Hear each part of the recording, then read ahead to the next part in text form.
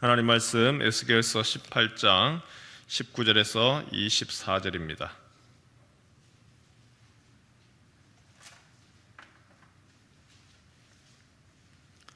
에스겔서 18장 19절에서 24절 말씀입니다.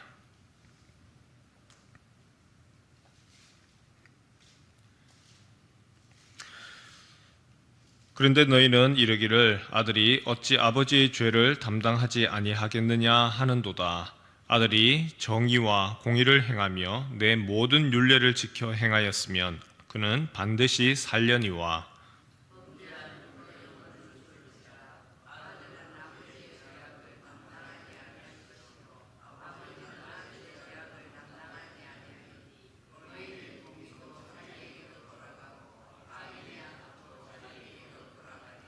그러나 악인이 만일 그가 행한 모든 죄에서 돌이켜 떠나 내 모든 율례를 지키고 정의와 공의를 행하면 반드시 살고 죽지 아니할 것이라.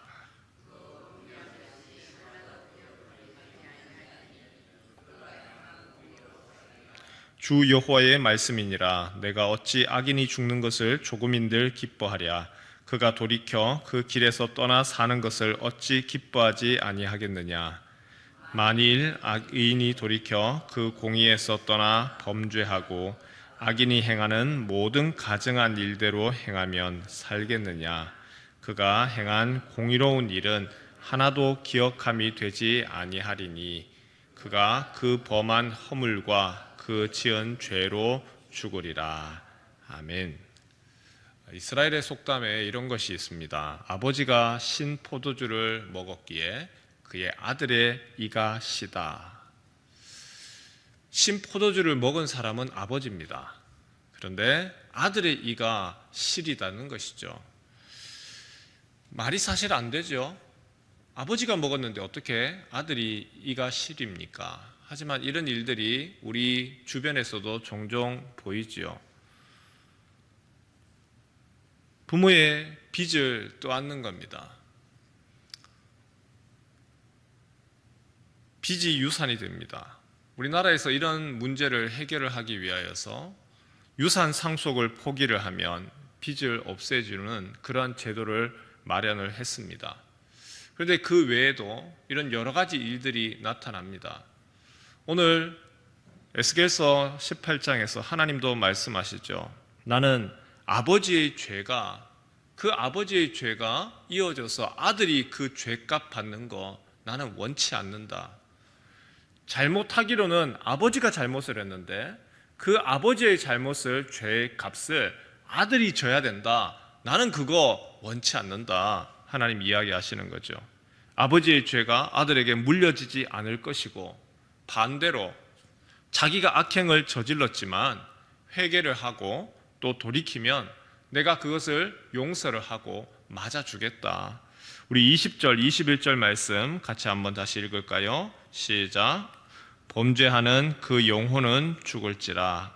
아들은 아버지의 죄악을 담당하지 아니할 것이요 아버지는 아들의 죄악을 담당하지 아니하리니 의인의 공의도 자기에게로 돌아가고 악인의 악도 자기에게로 돌아가리라. 그러나 악인이 만일 그가 행한 모든 죄에서 돌이켜 떠나 내 모든 율례를 지키고 정의와 공의를 행하면 반드시 살고 죽지 아니할 것이라. 하나님은 각자의 범죄대로 갚으시겠다 했습니다. 아버지의 의로움이 아들에게 임하여서 아버지 때문에 아들이 의로운 것도 아니고 아버지가 아무리 악하다 할지라도 그 아버지의 죄와 그 죄값이 아들에게 이어지는 것 아니다.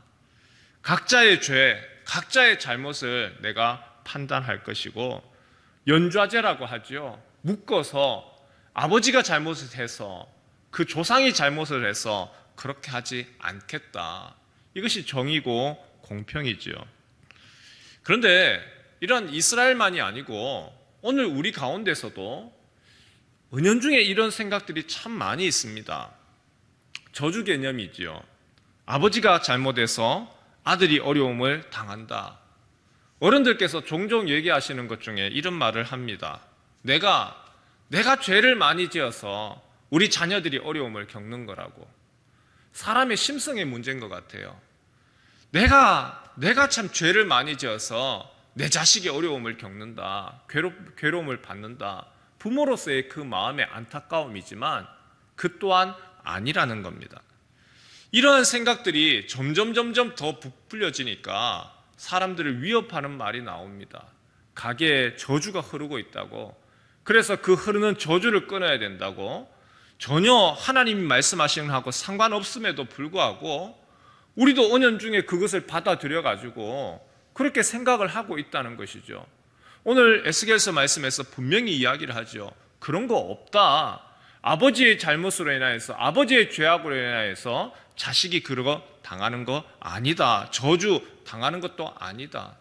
이 저주의 개념이 한국 사람만이 아니고 전 세계 사람들이 모두 가지고 있는 두려워하고 그리고 근심하는 주제이기도 합니다. 아마도 에스겔 당시의 사람들도 그랬던 것 같습니다. 하지만 하나님은 아니다. 각자의 잘못, 각자의 선악에 대해서 내가 판단한다. 이것이 공평하지 않느냐, 이것이 정의롭지 않느냐, 하나님이 되물으시는 거죠. 하나님의 판단이 정의롭죠. 오늘 우리 시대에 또 다른 걱정과 고민 중에 하나가 이 저주 논란만이 있는 것이 아니고 또 다른 것이 하나가 있습니다. 경제적인 불평등의 문제입니다. 아버지가 부자이기 때문에 자식이 부자가 되는 겁니다. 아버지가 집을 가지고 있기 때문에 자식이 또 그냥 부자가 되는 겁니다. 얼마 전에 어떤 분을 만났는데 그 지역은 아주 희한한 지역이랍니다. 그 지역은 1가구 2주택 문제가 있을 때에 어차피 팔아봤자 그거 세금 떼고 못하고 하니까 자식한테 주는 것이 낫다. 부모의 마음이다 보니 자녀한테 그 집을 증여를 한 겁니다. 그래서 30대, 40대 초반에 젊은 부자들이 많답니다. 아주 외제차를 타고 집도 20억, 30억 하는 그런 곳에 산다는 거예요. 오늘 금수저, 흙수저 논란이 나온 이유가 뭐죠? 부의 대물림의 문제죠. 사실은 이것도 끊어져야 되는 거죠. 저주의 문제만 끊어지는 것이 아니고 빚을 받는 거, 부모의 빚을 떠안는 거 이것만 끊어져야 될 것이 아니고 사실은 부의 대물림 이것도 똑같이 공평하게 출발할 수 있어야 되는데 그렇지를 못하잖아요. 그래서 기울어진 운동장이다. 누구는 앞서간다 라고 하는 말이 계속해서 나오는 거죠. 집 한 채라도 있는 집 자녀가 집을 소유하게 되고 그래서 부모들이 아주 어린 아이한테도 미리 집을 사주려고 그렇게 난리지요. 근데 하나님은 공평하신 하나님이라 하나님은 이스라엘 백성들에게 율법을 줄 때에도 율법을 주신 이유가 무엇이냐? 저주 문제만이 아니고 경제적인 불평등의 문제, 부의 대물림의 고리를 끊는 문제, 바로 이 문제로 인하여서 율법 안에 이미 이야기를 하셨습니다. 아버지가 부자이기 때문에 아들도 부자가 돼야 된다? 그거 아니라는 거죠. 그 대표적인 법이 희년법입니다. 50년이 되면 어떤 이유든지 간에 상관없이 모두 다 회복시켜줘라. 땅도 돌려주고 노예 상태로 있던 것도 자유민이 되게 해주고 새로운 기회, 새로운 출발을 할 수 있게 해줘라. 오늘 우리로 이야기하면 모든 꼬리표 다 떼줘라. 그런데 이게 쉬운 일인가요? 오늘 여기 계신 분들하고 이야기를 한번 해볼까요? 이 부분은 우리 모두가 다 공감을 하고 그렇게 되어야죠 하실 겁니다. 아버지가 빚이 있습니다.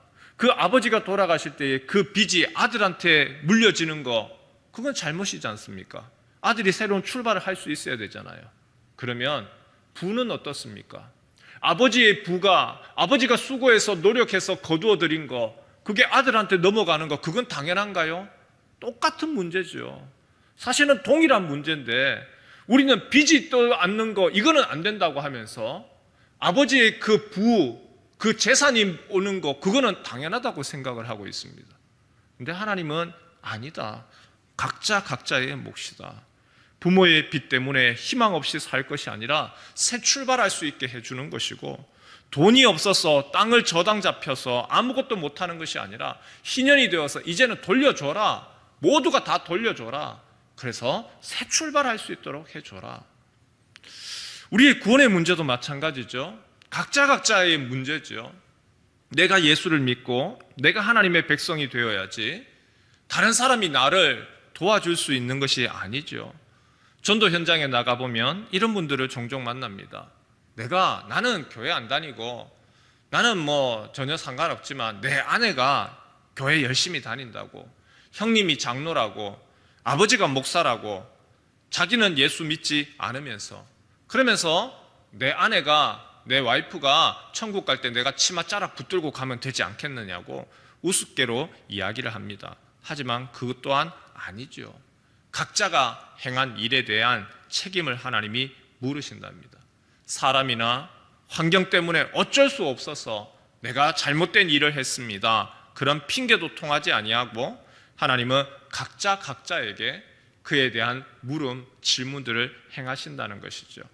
그래서 우리가 누구도 핑계할 사람이 없다. 저 사람 때문에 그렇습니다, 누구 때문에 그렇습니다, 이래서 그렇습니다, 그것이 아니라 너 자신을 돌아보라고 이야기를 합니다. 오늘 우리가 이 부분들을 기억을 했으면 좋겠습니다. 하나님 각자의 죄에 대해서 판단하십니다. 아버지의 죄로 인하여서 아들을 그 연좌제로 묶어서 판단하지도 않으시고, 그 집안의 저주가 계속해서 흘러내린다, 이러한 잘못된 생각에 묶이지도 말고, 빚을 물려주는 유산으로 물려주지도 않을 뿐더러 또한 우리가 가지고 있는 경제적인 부에 대해서도 내가 많이 모았으니까 이거 내 자식한테는 고생시키지 않아야지, 그러한 생각 오히려 아니요. 그 또한 하나님 나한테 주신 것들 최선을 다해서 사용하는 것이고, 또한 내가 물려갈 때에 내 자녀 공부시켰고 일할 수 있도록 기반 만들어 주었으면 그것을 이제 하나님 위해서 아니면 다른 사람들이 위하여서 오히려 사용하고 바치고 가는 것이죠. 이것이 바로 서양에서 많이 하고 있는 유산 돌려주기입니다.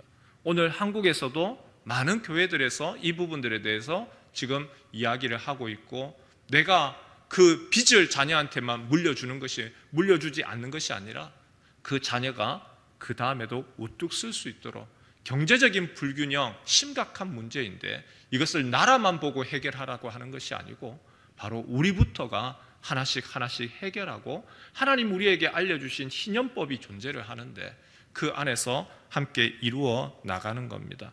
오늘 이 아침에 우리가 기도할 때에 여러 가지 기도의 제목을 가지고 함께 기도했으면 좋겠습니다. 우리 안에서 잘못된 생각들, 저주의 개념들, 그 부분들을 위해서도 기도해 주시고, 또한 각자의 죄의 문제, 우리의 자녀들을 바라보면서 하나님 앞에 간구하고 기도하는 것은 해야 되겠죠. 우리의 자녀들을 기도하기 위해서 기도해 주시고 축복해 주시고, 또한 주님 경제적인 불균형의 문제, 이건 굉장히 큰 사회적인 문제이지만 또 동시에 한 개인이 한 사람이 할 수 있는 부분들입니다. 하나님 이 땅 가운데서 기울어진 운동장이 아니라 청년들이 공부를 하고 모두가 자기가 출발을 하여서 자기가 수고하고 땀 흘린 만큼의 대가를 거둘 수 있는 그러한 공평한 나라, 정의로운 나라 되도록 위해서 함께 간구하고 기도하는 이 아침 되시기를 바랍니다.